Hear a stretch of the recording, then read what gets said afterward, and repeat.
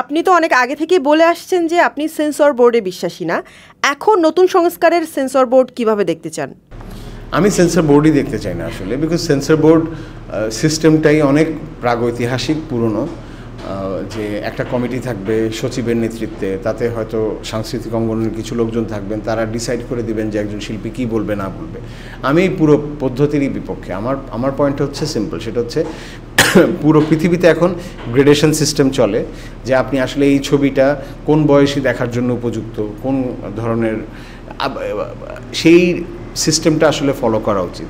কারণ আমাদেরকে কিন্তু মনে রাখতে হবে যে সংস্কৃতির কাজ হচ্ছে কিন্তু এই যে বাউন্ডারি বা সীমানা, সেটাকে আরও উন্মুক্ত করা, সেটাকে আরও মানে করা না, ক্লোজ করা না।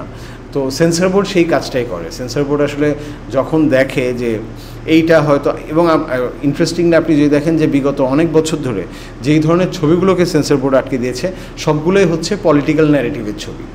হ্যাঁ, সো পলিটিক্যাল ন্যারেটিভের ছবি মানে কি, তার মানে হচ্ছে গিয়ে কি, তখন যেই সরকার ক্ষমতায় ছিল সেই সরকারের পলিটিক্যাল স্ট্র্যাটেজিকে যারা চ্যালেঞ্জ করে তাদের ছবিগুলোকে আটকে দেওয়া হয়েছে বিভিন্ন অজুহাত দিয়ে, যে হয়তো মেবি জনগণ উত্তেজিত হয়ে যাবে বা কিছু হয়ে যাবে সেই অজুহাত দিয়ে। তো আমার পয়েন্টটা হচ্ছে গিয়ে কি, যে এই আটকে দেওয়ার সিস্টেমটা, এটা আসলে কোনোভাবেই থাকা উচিত না শিল্পাঙ্গনে। স্পেশালি আমি যদি ফিল্মের ক্ষেত্রে বলি, আমি আমার দর্শকদের উপরে অসম্ভব আস্থা রাখি।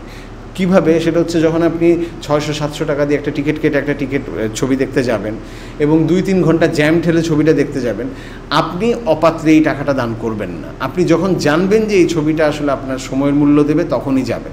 কাজেই তাকেই ডিসাইড করতে দেন, আপনি গ্রেডেশন করে দেন, সেই দেখে ঠিক করুক যে আসলে এই ছবিটা দেখার উপযুক্ত কি অনুপযুক্ত হলে সে চলে যাবে, দেখবে না, আমরাও সাথে সাথে বুঝতে পারবো।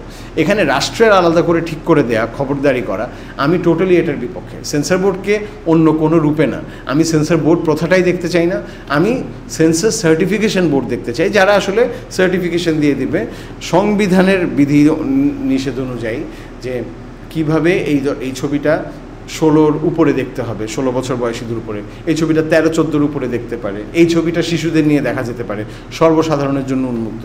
সো ডেফিনেটলি আমি ওইটাই চাই।